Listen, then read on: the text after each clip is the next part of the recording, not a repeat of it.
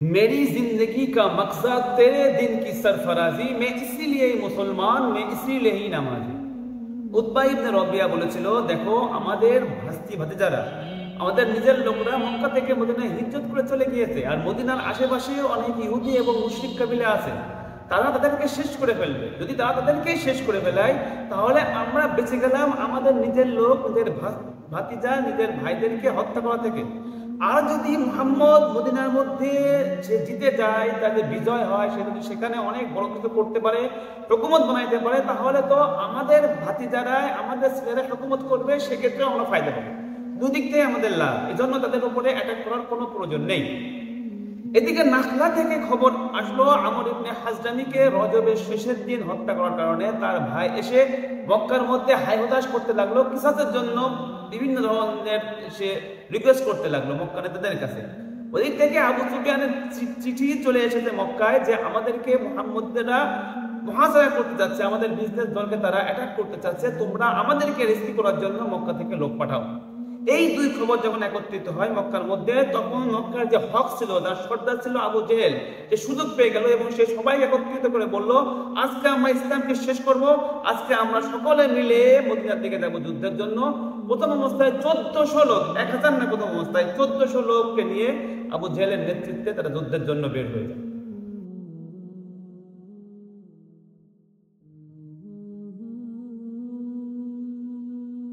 السلام عليكم ورحمة الله وبركاته. إن الحمد لله والصلاة والسلام على من لا نبي بعده وعلى آله وصحبه وعلماء أمته وجنوده أجمعين. وقال الله تعالى كما ورد في سورة الأنفال: وإذ يعدكم الله إحدى الطائفتين أنها لكم وتودون أن غير ذات الشوكة تكون لكم ويريد الله أن يحق الحق ويبطل الباطل ويقطع دابر الكافرين ليحق الحق ويبطل الباطل ولو كره المجرمون. أن النبي صلى الله عليه وسلم يقول: اللهم إني أنشدك عهدك وعدك، اللهم إن تهلك هذه العصابة لا تعبد، أو كما قال رسول الله صلى الله عليه وسلم: رب اشرح لي صدري ويسر لي أمري واحلل عقدة من لساني يفقهوا قولي.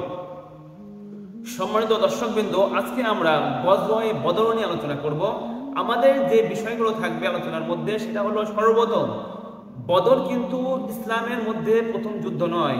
এটা এর পূর্বেও 8টা যুদ্ধ হয়েছে ছোট ছোট, তার মধ্যে 4টা গজওয়া, 4টা সারিয়া, তার মধ্যে বড় ধরনের যুদ্ধ হয় নাই। কিন্তু 9 নম্বরে এসে এটা হলো বদর সংগঠিত হয়েছে, আর এটা হলো বড় ধরনের যুদ্ধের প্রথমটা, যেখানে দুই দিক থেকে সম্মিলিতভাবে যুদ্ধ হয়েছিল।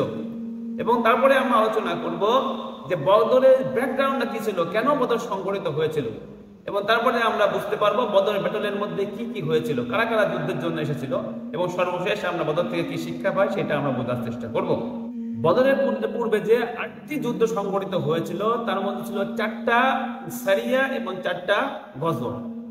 তার মধ্যে প্রথম হিজরির মধ্যে যে সমস্ত সারিয়াগুলো সংগঠিত হয়েছিল, তার মধ্যে সর্বপ্রথম হলো সারিয়াতু সাইফুল বাহরি, যার নেতৃত্ব দিয়েছিলেন হামজা ইবনে আব্দুল মুত্তালিব।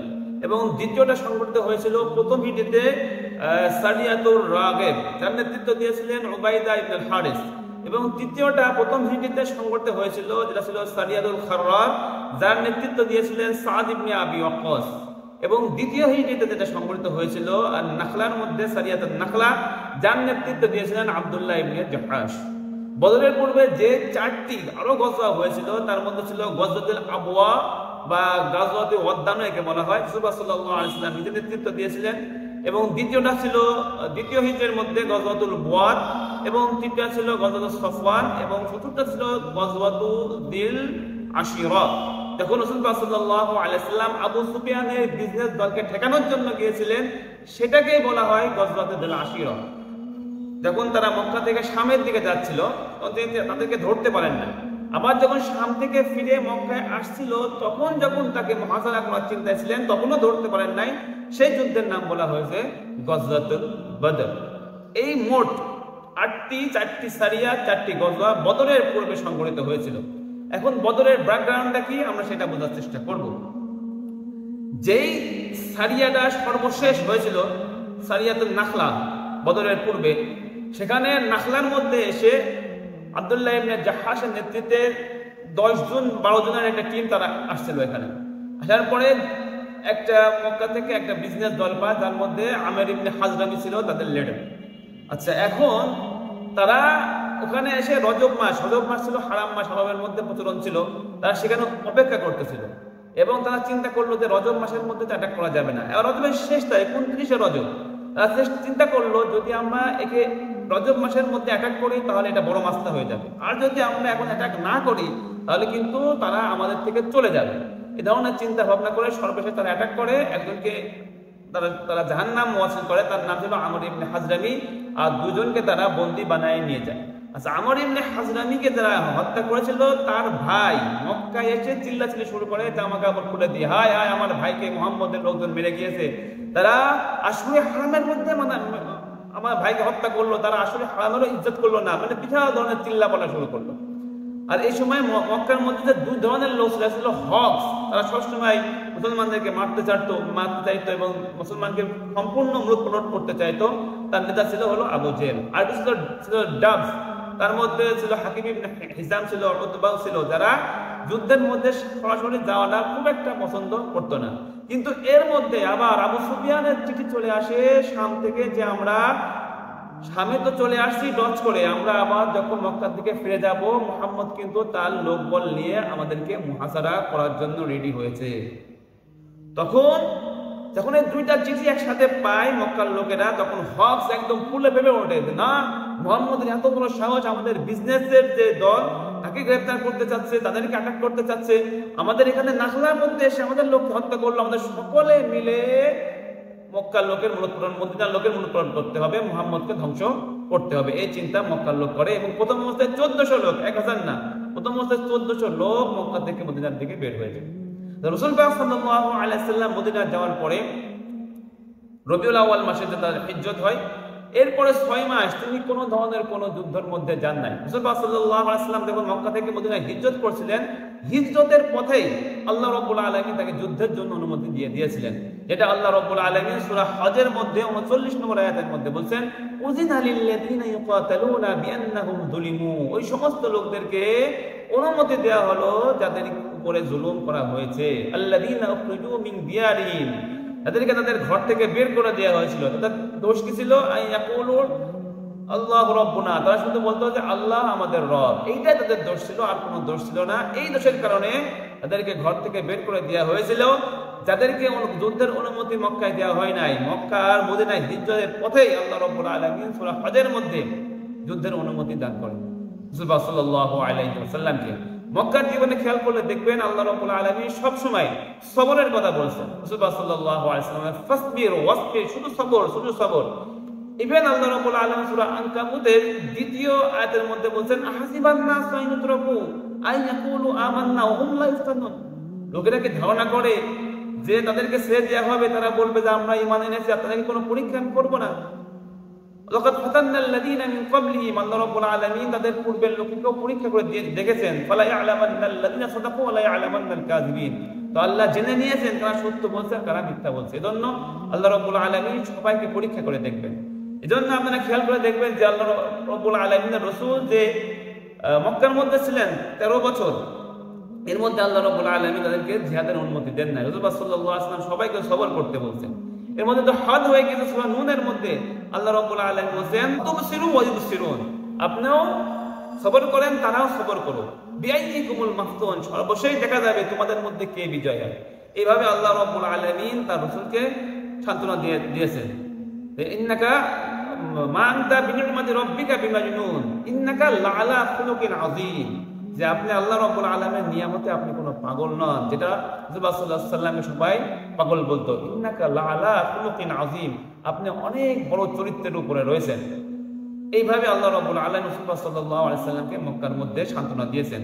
কিন্তু মদিনায় হিজরতের পথেই আল্লাহ রাব্বুল আলামিন জিহাদকে ফরজ করেছেন। কিন্তু রাসূলুল্লাহ সাল্লাল্লাহু আলাইহি ওয়াসাল্লাম মদিনায় এসে প্রথম 6 মাস কোনো যুদ্ধের মধ্যে যান নাই। প্রথমে আসছেন তিনি মদিনার মধ্যে একটা মসজিদ তৈরি করতেন, ইসলামের মূল বেসগুলো তিনি সেখানে তৈরি করেছেন।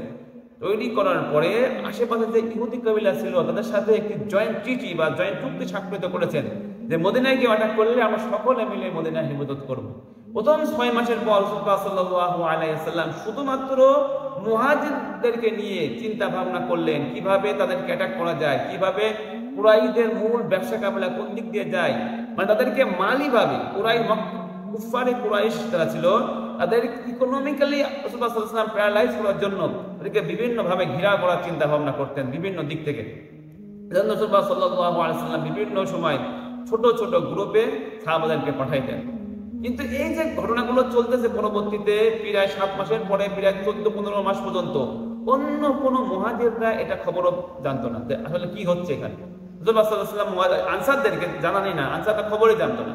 শুধুমাত্র মুহাজিরদেরকে নিয়ে রাসূলুল্লাহ সাল্লাল্লাহু আলাইহি ওয়াসাল্লাম ছোট ছোট গ্রুপ বানিয়ে বিভিন্ন জায়গায় পাঠাইতেন এবং বলতেন দেখো সেখানে কি হচ্ছে, তাদের হরকতটা কি। অনেক সময় কোনো ছোট ছোট দলকে মুহাজারা করতেন এবং রাসূলুল্লাহ সাল্লাল্লাহু আলাইহি ওয়াসাল্লাম করতেন। শুধুমাত্র রাসূলুল্লাহ সাল্লাল্লাহু আলাইহি ওয়াসাল্লাম আনসারদেরকে নিয়েছিলেন যখন আবু সুফিয়ানের যে বিজনেস কাফেলাকে তিনি ঘেরাও করবেন শাম থেকে আসে, তখনই আনসারদেরকে নেন। অনেকগুলো আনসার এখানে আসে, প্রায় 231 জন আনসার এখানে শরীক হয়। তো রাসূলুল্লাহ সাল্লাল্লাহু আলাইহি ওয়াসাল্লাম যখন আসেন আনসারদেরকে নিয়ে, তখন আবু সুফিয়ান আবার খবর পায় যে না, মুহাম্মদ এখানে আমাদের পথকে ঘেরাও করেছে। সেই সময় আবু সুফিয়ান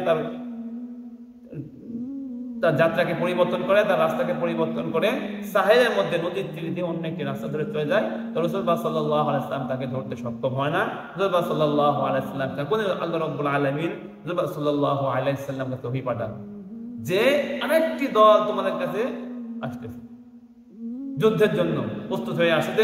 1400 লোক তোমাদের কাছে যুদ্ধ করবে। 1400 বলতেছে আমি বারবার, এটা পরে 1000 আমি বলবো।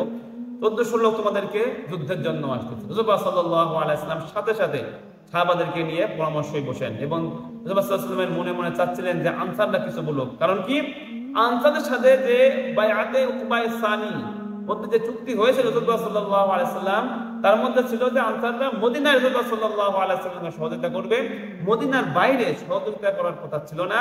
এজন্য বারবার আনসারদের মত চাচ্ছিলেন। রাসূলুল্লাহ সাল্লাল্লাহু আলাইহি ওয়াসাল্লাম বলছেন আশিরুনি, তোমরা সবাই আমাকে পরামর্শ দাও, মশওয়ারা দাও, আমরা কি করতে পারি। তখন মুহাজিরদের মধ্যে থেকে আবু বকর রাদিয়াল্লাহু তাআলা আনহু সুন্দর কিতাব করেন, ওমর রাদিয়াল্লাহু তাআলা আনহু সুন্দর কিতাব করেন। রাসূলুল্লাহ সাল্লাল্লাহু আলাইহি ওয়াসাল্লাম সেই ধরনের খুশি তেমন একটা হন না, কোনো একটা গুরুত্ব মধ্যে আসে না। মিকদাদ ইবনে আসওয়াদ রাদিয়াল্লাহু তাআলা আনহু বলেন, ইয়া রাসূলুল্লাহ আপনি যুদ্ধে চলেন, আমরা মুসার উম্মতের মতো নয় যে আমরা বলবো ফাযযাব আনতা রাব্বুকা ফাকাতিলা ইন্না হাহুনা ফাইদুন, আপনি এবং আপনার রব যা যুদ্ধ করেন, আমরা এখানে বসলাম, আমরা এই ধরনের কথা বলবো। এরপর রাসূলুল্লাহ সাল্লাল্লাহু আলাইহি ওয়াসাল্লাম তাদের খুশি হন। তখন সাদ ইবনে উবাদা, লিডার অফ খজরাজ, তিনি বুঝতে পারেন, তিনি বলেন কান্নাকা তানিনা ইয়া রাসূলুল্লাহ, হে আল্লাহর রাসূল আপনি আমাদেরকে উদ্দেশ্য করতেছেন, আমরা বুঝতে পারতেছি। তিনি বললেন নাহনু আমান্না বিকা ওয়া সাদ্দাকনাকা, আমরা তো আপনার উপর ঈমান এনেছি, আপনাকে সত্য নবী হিসাবে জেনেছি। বায়াত উকবায়ে সানির মধ্যে যা হয়েছিল তো হয়েছিল, এখন আমরা আপনার উপরে সম্পূর্ণ ভরসা করব, আপনার উপরে আমাদের জীবনকে আমরা ফানা করে দেব। যদি আপনি আমাদেরকে বলেন আমাদের ঘোড়া নিয়ে সাগরের মধ্যে চলে যাইতে, আমরা তাও চলে যাব। যদি আপনি বলেন যে বারকুল গমাদটা যদি আমাদের উটকে নিয়ে গিয়ে দুর্বল করে দিতে হয় সফরের কারণে, বারকুল গমাদ ইয়ামানের সর্বশেষ শহর অনেক দূরে, সেখানে আমরা চলে যাব, আমরা একটা টু শব্দ করব। তখন রাসূলুল্লাহ সাল্লাল্লাহু আলাইহি ওয়াসাল্লাম খুশি হয়েছে। রাসূলুল্লাহ সাল্লাল্লাহু আলাইহি ওয়াসাল্লাম সাহাবাদেরকে নিয়ে পরামর্শ করেন, স্ট্র্যাটেজি বানান যুদ্ধের জন্য কি কি করতে হবে। রাসূলুল্লাহ সাল্লাল্লাহু আলাইহি ওয়াসাল্লাম এই ধরনের তৈরি শুরু করে দেন। আচ্ছা, এইদিকে যখন আবু সুফিয়ান রাদিয়াল্লাহু তাআলা আনহু বলবো, তখনও তিনি ইসলাম গ্রহণ করেন নাই, কিন্তু পরবর্তীতে ইসলাম গ্রহণ করেছে অনেক জলিলুল কদর সাহাবা ছিলেন। আবু সুফিয়ান রাদিয়াল্লাহু তাআলা আনহু আবার চিঠি পাঠান এবং বলেন যে আমরা মুহাম্মদের কাফেলাকে ডিচ করে চলে আসছি, ডস করে চলে আসছি, এখন তারা আমাদেরকে আর ধরতে পারবে না, তোমরা ইচ্ছা করলে যুদ্ধ করতেও পারো অথবা ফিরেও যেতে পারো। তো যখন এই মক্কা থেকে যখন তারা কিছু দূর বের হয়ে গিয়েছে, বের হয়ে যাওয়ার পরে এই চিঠি আবার মক্কার যে কুরাইশ ছিল, কাফের ছিল, তারা পায়। পাওয়ার পরে তখন যারা ডাফ ছিল, যেমন হাকিম ইবনে হিজাম, উতবা ইবনে রবিয়া, হাকিম ইবনে হিজাম এসে উতবা ইবনে রবিয়াকে বলে, উতবা দেখো আমরা আসলাম আমাদের বিজনেস কাভেনকে, আমাদের বিজনেসের যে দল গিয়েছে, সফরে গিয়েছে, তাদেরকে ঘেরাও করতে আসছে মুহাম্মদ, তাদেরকে বাঁচানোর জন্য আমরা আসলাম। এখন তো আবু সুফিয়ান আমাদেরকে চিঠি পাঠাইছে যে তাদের কোনো সমস্যা নাই, এখন আমরা আবার যুদ্ধ করে লাভ কি, আমরা তো ফিরে যাই। তো উতবা ইবনে রবিয়ার কাছে কথাটা যৌক্তিক মনে হয়, তার মানে হ্যাঁ কথা তো ঠিক বলেছো। তারা বললেন আবু জেহেলের কাছে যাই, যেহেতু যে আমাদের লিডার, তো আবু জেহেলের কাছে এসে উতবা ইবনে রবিয়া বলেন, দেখো আমাদের যে ব্যবসা কাফেলা সেটা তো এখন নিরাপদ, আমাদের যুদ্ধ না করলেও চলবে। তো তখন আবু জেহেল উতবা ইবনে রবিয়াকে বিভিন্ন কথা শোনান। ও বুঝতে পারছি উতবা, তুমি ভয় পাচ্ছো, তোমার ছেলে হুযাইফা যে মুহাম্মদের সাথে আছে, হুযাইফা রাদিয়াল্লাহু তাআলা আনহু মুহাম্মদ সাল্লাল্লাহু আলাইহি ওয়াসাল্লাম ছিলেন উতবা ইবনে রবিয়ার ছেলে, এজন্য তুমি ভয় পাচ্ছ যে তোমার ছেলে মুহাম্মদের সাথে আছে, ছেলে সামনাসামনি হওয়া লাগবে, ছেলেকে মারা লাগবে, এই জন্য তুমি এই ধরনের কাপড় সাদা দেখাচ্ছ উতবা। তখন আবু জেহেল এইভাবে কটাক্ষ করে। তখন উতবা ইবনে রবিয়া খুব কষ্ট পায় এবং বলে, কাল সকালে দেখা যাবে কে কাপুরুষ আর কে যুদ্ধ থেকে পালাতে যাচ্ছে, এটা কাল সকালে প্রমাণ হয়ে যাবে। এবং সে সময় আবু জেহেল বুদ্ধি করে আমর ইবনে হাজমের ভাইকে ডাকে এবং সে বলে, এটা তো কিসাস দিতে চাচ্ছে না তোমার ভাইয়ের, এখন কি করবা? তখন আবার সে জামা কাপড় ফেলে কিসাসের জন্য হাই হতাশ করে। তখন সিদ্ধান্ত হয়ে যায় যুদ্ধ হবে। এবং এই সময় যখন বিজনেস কাফেলা নিরাপদ হয়ে গেল, তখন বনু হারেসা সম্ভবত তাদের 400 মতো লোক, তারা বলে না আমাদের বিজনেস কাফেলা নিরাপদ, আমাদের বিজনেসের যে কাফেলা গিয়েছে সেটা নিরাপদ, সেটা আমরা যুদ্ধ করবো না। এজন্য 400 লোক এই কুফারে কুরাইশ থেকে ছেড়ে তারা মদিনা আসে, মক্কার আশেপাশে যে সমস্ত কাফেলা ছিল 400 লোক চলে যায়। এখন কুফারে কুরাইশদের সংখ্যা তারা হলো 1000। এই কথা বলার আমার মূল ছিল, প্রথমে ছিল 1400, পরবর্তী তারা 1000 পুরা সৈন্য নিয়ে। আর ওইদিকে মুহাম্মদ সাল্লাল্লাহু আলাইহি ওয়াসাল্লামের সৈন্য ছিল 313 জন, যুদ্ধে শরীক হয়েছিল 307 জন মতো, কিন্তু অসুস্থতার কারণে এবং কিছু অন্য কারণে যুদ্ধে শরীক হইতে পারে নাই। যাই হোক, তো যারা কাফের ছিল তাদের কাছে যে উট ছিল অনেক, 170টি উট ছিল, 100টি ঘোড়া ছিল এবং অসংখ্য তরবারি ছিল। রাসূল সাল্লাল্লাহু আলাইহি ওয়াসাল্লামের মাত্র 70টা উট ছিল, ঘোড়া ছিল 2টা আর তরবারি ছিল 8টা। এর বেশি অস্ত্র শস্ত্র ছিল না। এগুলো হলো মূল বিষয়। আল্লাহ রাব্বুল আলামিন কিভাবে মুসলমানদেরকে সাহায্য করেন যুদ্ধের মধ্যে ফেরেশতা দিয়ে, যদি মুসলমান সাবেত কদম হয়ে আল্লাহ রাব্বুল আলামিনের জন্য দাঁড়িয়ে পড়ে শত্রুর বিরুদ্ধে। এটা আল্লাহ রাব্বুল আলামিন বলেছেন, ইয়াইদুকুমুল্লাহু তাওয়াইফাতাইনি আন্নাহা লাকুম তাওয়াদ্দুনা, যে আল্লাহ রাব্বুল আলামিন তোমাদেরকে ওয়াদা করেছেন দুই দলের কোনো একজনের উপর তোমরা বিজয় হবা, হয় বিজনেস দলের উপরে অথবা যেই কিল কাটা লেস সামরিকভাবে সজ্জিত 1000 লোকের কাফেলা আসতেছে, যে কোনো একটি দলের উপরে তোমাদেরকে বিজয় দান করবেন। তোমরা তো চাচ্ছিলে বিজনেস দল সহজ হয়, কিন্তু আল্লাহ রাব্বুল আলামিন সেটা চাচ্ছেন না। আল্লাহ রাব্বুল আলামিন চাচ্ছেন 1000 সামরিক সজ্জায় সজ্জিত দলকে, তাতে করে আল্লাহ রাব্বুল আলামিন কি করতে পারেন, আইহিক্কাল হাক্কা বিকালিমাতিহি, তাদেরকে হককে তিনি একদম সাব্যস্ত করে দিতে পারেন, ওয়ায়াকতা দাবিরাল কাফিরিন, এবং কাফেরদের মূলকে তিনি কেটে ফেলতে পারেন। এটা আল্লাহ রাব্বুল আলামিনের উদ্দেশ্য। তো যুদ্ধ সংগঠিত হয়ে যায়। যুদ্ধের দিন সকালে যেহেতু উতবাকে আবু জেহেল কিছু কথা শুনিয়েছিল, এই জন্য উতবা সামনে চলে আসে। আগেকার যুদ্ধের নিয়ম ছিল প্রথমে একজন লড়তো, দুইজন লড়তো, তারপরে যে বড় যুদ্ধ শুরু হইতো। এর মধ্যে কাফেরদের থেকে আসে 2 চাচা 1 ছেলে, উতবা ইবনে রবিয়া, শাইবা ইবনে রবিয়া এবং ওয়ালিদ ইবনে উতবা। এই 3 জনকে নিয়ে উতবা সামনের দিকে চলে আসে। তখন হুযাইফা দেখে, চিন্তা করে, বাপ আর ভাই যুদ্ধের জন্য আসছে, চিন্তা করা যায়। হুযাইফা বলে, ইয়া রাসূলুল্লাহ আমাকে অনুমতি দেন, দিস ইজ ইসলামের জন্য নিজের বাপ নিজের ভাইয়ের সামনে তরবারি ধরতে সাহাবারা ভয় পান, নিজের ঘর ছাড়তেন, নিজের পরিবার ছাড়তেন, হিজরত করে চলে গিয়েছেন, নিজের বাপ সামনে আসছে। হুযাইফা বলছে, আমাকে অনুমতি দেন, আমি যুদ্ধ করব। দিস ইজ ইসলাম। এটা আমাদের বুঝতে হবে। আমরা এখন এইসব ইসলাম, আমরা যে ইসলাম মানতেছি আসলে এগুলো ধোঁকায় দিয়ে নিজেদেরকে। যাই হোক, যখন এই 3 জন চলে আসে, উতবা ইবনে রবিয়া, শাইবা ইবনে রবিয়া এবং ওয়ালিদ ইবনে উতবা, তখন রাসূলুল্লাহ সাল্লাল্লাহু আলাইহি ওয়াসাল্লাম হুযাইফাকে যেতে দেন না, যে বাপ ছেলের সম্মুখীন হয়, রাসূলুল্লাহ সাল্লাল্লাহু আলাইহি ওয়াসাল্লাম অনুমতি দেন না। তো 3 জন আনসারী সাহাবারা আসে। তখন এই মক্কার উতবা ইবনে রবিয়া বলে, হু আর ইউ, তোমরা কে? Disclose your identity. তোমরা কে যুদ্ধ করার জন্য আসছো? তোমরা তোমাদের আইডেন্টিটি বলো, পরিচয়গুলো আগে বলো। তখন তারা বলে, আমরা আনসার। তখন তারা বলে, আমরা কাশতকারী, যারা চাষবাস করে, চাষার সাথে আমরা যুদ্ধ করি না। আমরা যুদ্ধ করি আমাদের হাইসিয়াত হওয়া লাগবে, আমাদের সমকক্ষ হওয়া লাগবে। কি চাষবাস করে যারা খেজুর গাছে খেজুর লাগায় খায়, তাদের সাথে আমরা যুদ্ধ করি না। যোদ্ধাদেরকে পাঠাও, আমাদের কুরাইশদের লোকদেরকে পাঠাও। তখন 3 জনকে পাঠানো হয়। রাসূলুল্লাহ সাল্লাল্লাহু আলাইহি ওয়াসাল্লাম পাঠায় দেন হামজা ইবনে আব্দুল মুত্তালিব, আলী ইবনে আবি তালিব এবং আব্দুল্লাহ ইবনে হারিস, তিনজনকে পাঠান। যুদ্ধ শুরু হয় তুমুল আকারে যুদ্ধ। যুদ্ধের পরে হযরত হামজা রাদিয়াল্লাহু তাআলা আনহু শহীদ করে দেন এবং আলী রাদিয়াল্লাহু তাআলা আনহু তার বিপরীতে যে ছিলেন তাকে শহীদ করে দেন এবং আব্দুল্লাহ ইবনে হারিস ছিল, অনেক যুদ্ধ হয় তার সাথে, তার বিপরীত লোকের সাথে, তিনি জখম হয়। কিন্তু পরবর্তীতে হযরত আলী রাদিয়াল্লাহু তাআলা আনহু যে তাকেও জাহান্নামে পাঠিয়ে দেন। তিনজন যে আসলো তিনজনে জাহান্নামে চলে যান। এখানে আব্দুল্লাহ ইবনে হারিস তিনি জখম হয়। পরবর্তীতে যখন ফিরে আসে, যুদ্ধ থেকে ফিরে আসে, পথের মধ্যে তিনি শাহাদাত বরণ করেন। এর মধ্যে মোট 14 জন সাহাবা শহীদ হন এই বদরের মধ্যে। এর মধ্যে 8 জন ছিল আনসারী এবং 6 জন ছিল মুহাজির। এবং আনসারদের সংখ্যা এখানে বেশি ছিল, প্রায় 231 জন ছিল আনসারী এবং 80 জন মতো ছিল মুহাজির এই যুদ্ধের মধ্যে, বদর যুদ্ধের মধ্যে। যাক আল্লাহ রাব্বুল আলামিন মুসলমানদেরকে এই যুদ্ধের মধ্যে বিজয় দান করেন, মুসলমানরা বিজয় হয়। আর কাফেরদের প্রায় 70 জন লোক নিহত হয়, 70 জন বন্দী হয়। 70 জন যারা নিহত হয় তারা বড় বড় কাফের ছিল, ছোট ছোট কাফের না, বড় বড় কাফের ছিল। এর মধ্যে আবু জেহেলের মতো নেতৃত্ব স্থানীয় লোক, লিডার, সেও নিহত হয়ে যায় এই যুদ্ধের মধ্যে। তো এর মধ্যে থেকে আমাদের মেসেজটা কি?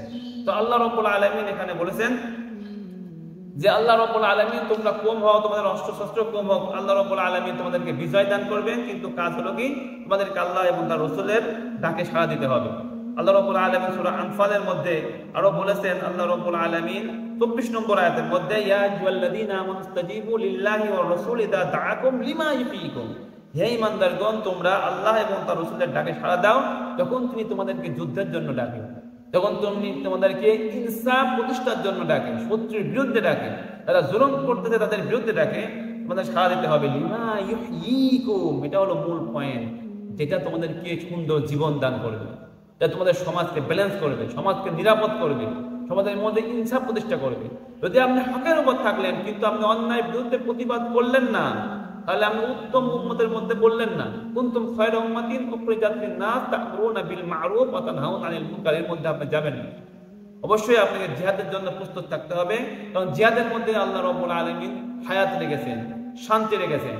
জালেমদেরকে সহায়তা হবে, অন্যথায় জালেম আপনার উপরে চেপে বসবে। ওয়া'লামু আন্নাল্লাহ ইয়াহুলু বাইনাল মারই ওয়া কলবিহি, মনে রেখো যে অবশ্যই আল্লাহ, জেনে রেখো যে আল্লাহ রাব্বুল আলামিন যদি তোমরা জিহাদের জন্য ছাড়া না দাও, আল্লাহ রাব্বুল আলামিন ব্যক্তি আর তার কলবের মধ্যে আল্লাহ রাব্বুল আলামিন পার্থক্য করে দেন। তোমার ঈমানকে হয়তো আল্লাহ রাব্বুল আলামিন নিয়ে যাবেন, তোমার ঈমানের যে নিয়ামত রয়েছে সেটা তোমার কাছে থাকবে না। ওয়ান্নাহু ইলাইহি তুহশারুন, আর তার নিকটেই তোমাদেরকে একত্রিত হইতে হবে। তারপরে যে আল্লাহ রাব্বুল আলামিন যে আয়াতের মধ্যে বলতেছেন, পরের আয়াতের মধ্যে 25 নম্বর আয়াত সূরা আনফালের, ওয়াত্তাকু ফিতনাতান, তুমি যুদ্ধের মধ্যে যাচ্ছ না, কুতিবা আলাইকুমুল কিতাল, যুদ্ধ তোমার উপরে ফরজ করা হয়েছে। ইন্নাল্লাহা আশতারা মিনাল মুমিনিনা আনফুসাহুম ওয়া আমওয়ালাহুম বিআন্না লাহুমুল জান্নাহ ইউকাতিলুনা ফি সাবিলিল্লাহি ফায়াকতুলুনা ওয়া ইউকতালুন। আল্লাহ রাব্বুল আলামিন যে সমস্ত আয়াতের মাধ্যমে যুদ্ধকে ফরজ করেছেন, যুদ্ধ আমাদের দরকার শান্তি প্রতিষ্ঠার জন্য, ন্যায় প্রতিষ্ঠার জন্য, অন্যায়ের বিরুদ্ধে সমাজকে সুন্দর বানানোর জন্য আমাদেরকে যুদ্ধে যাইতে হবে। এটা ইসলামের মূল মেসেজের মধ্যে একটি মেসেজ। রাসূলুল্লাহ সাল্লাল্লাহু আলাইহি সাল্লাম 8 মাস 10 মাসের মধ্যে 27টি যুদ্ধে রাসূলুল্লাহ সাল্লাল্লাহু আলাইহি সাল্লাম নেতৃত্ব দিয়েছেন। আল্লাহ রাব্বুল আলামিন রাসূলুল্লাহ সাল্লাল্লাহু আলাইহি সাল্লাম 77টি যুদ্ধ, তার মধ্যে 27টি যুদ্ধে তো রাসূলুল্লাহ সাল্লাল্লাহু আলাইহি সাল্লাম নিজে উপস্থিত ছিলেন। প্রতি 1-2 মাস পরেই যুদ্ধ, আমরা যদি ক্যালকুলেশন করেন, রাসূলুল্লাহ সাল্লাল্লাহু আলাইহি সাল্লাম নিজে যুদ্ধের মধ্যে ছিলেন, যুদ্ধ করেছেন মদিনার মধ্যে। যে এটা হলো ইসলামের একটা মেসেজ।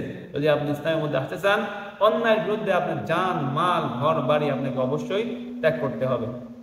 তো আল্লাহ রাব্বুল আলামিন এটা বলছেন, যুদ্ধে গেলে না তাহলে কি হবে? ওয়াত্তাকু ফিতনাতাল লা তুসিবান্নাল্লাযীনা যালামু মিনকুম খাসসা, ভয় করো ওই আযাবকে, ওই ফিতনাকে, যেটা যখন আসবে শুধু যারা অন্যায় করেছে তাদের উপরে আসবে না, নামাজের উপরেও আসবে। 5 ওয়াক্ত নামাজ পড়ছো, রোজা করছো, হজ করছো, যাকাত দিচ্ছ, যুদ্ধ করছো না, আল্লাহ বলেন তোমার এই নামাজ, তোমার এই হজ, যাকাতকে আমি তোমার মুখের উপর মারব যদি অন্যায়ের বিরুদ্ধে তুমি প্রতিবাদ না করো, জমিনের মধ্যে ইনসাফ প্রতিষ্ঠা না করো।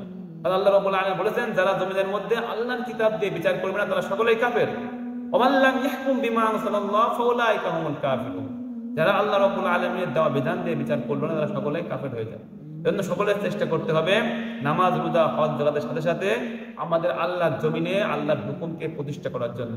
তাহলে আল্লাহ রাব্বুল আলামিন আমাদেরকে সহযোগিতা করবে। আল্লাহ রাব্বুল আলামিন সূরা আল ইমরানের 139 নম্বর আয়াতের মধ্যে আল্লাহ রাব্বুল আলামিন বলেছেন, ওয়ালা তাহিনু ওয়ালা তাহজানু, তোমরা ভয় পেও না, হতাশ হও না। ওয়া আনতুমুল আ'লাউনা, তোমরাই বিজয় হবে। ইন কুনতুম মুমিনিন, যদি তোমরা সঠিক মুমিন হও। জন্য নামাজ, রোজা, হজ, যাকাত দিয়ে আমাদেরকে সঠিক মুমিন হইতে হবে। তাহাজ্জুদের ইবাদত দিয়ে সঠিক মুমিন হইতে হবে। দিনে সকাল বিকাল, দিনে রাত্রে জিকিরের মাধ্যমে আমাদেরকে সঠিক মুমিন হইতে হবে। হওয়ার পরে আল্লাহর জমিনে আল্লাহর বিধানকে প্রতিষ্ঠার জন্য আমাদেরকে সকলে মিলে চেষ্টা করতে হবে। আল্লাহ রাব্বুল আলামিন আরো বলেছেন, ওমা কানাল্লাহু লিয়াদুল মুমিনিনা আলা মা আনতুম আলাইহি, মুমিনরা যে কষ্টের অবস্থায় আছে আল্লাহ রাব্বুল আলামিন এমন নয় যে মুমিনদেরকে সকল সময় কষ্টের মধ্যে রাখবেন। হ্যাঁ, আল্লাহ রাব্বুল আলামিন হাত্তা ইয়ামিজাল খাবিসা মিনাত তাইয়্যিব, ভালো মুমিন থেকে খারাপ মুমিন, মুনাফিকদেরকে আল্লাহ রাব্বুল আলামিন আগে ছাঁটাই করবেন। তারপরে যারা সঠিক মুমিন থাকবে, খালেস মুমিন থাকবে, তাদেরকে নিয়ে আল্লাহ রাব্বুল আলামিন শত্রু পক্ষের উপরে তোমাদেরকে বিজয় দান করবেন। জন্য আমাদের সকলেই চিন্তা থাকতে হবে যে আল্লাহ রাব্বুল আলামিনের জমিনে কিভাবে আমরা আল্লাহর দ্বীনকে প্রতিষ্ঠা করতে পারি, এটাই আমাদের চিন্তা থাকতে হবে। এটা আমি প্রথমে বলেছিলাম, মেরি জিंदगी का मकसद तेरे दिन की सरफराजी में, इसीलिए मुसलमान मैं इसीलिए নামাজি। আসসালামু আলাইকুম রাহমাতুল্লাহি ওয়া বারাকাতুহু। আপনারা সকলেই আপনার পরিবার এবং আপনার সন্তানের খেয়াল রাখবেন আর আমার চ্যানেলটারও খেয়াল রাখবেন। আকুলু কাওলি হাদা আস্তাগফিরুল্লাহ লি ওয়া লাকুম ওয়া লিসাইরিল মুসলিমিনা ওয়াল মুসলিমাত।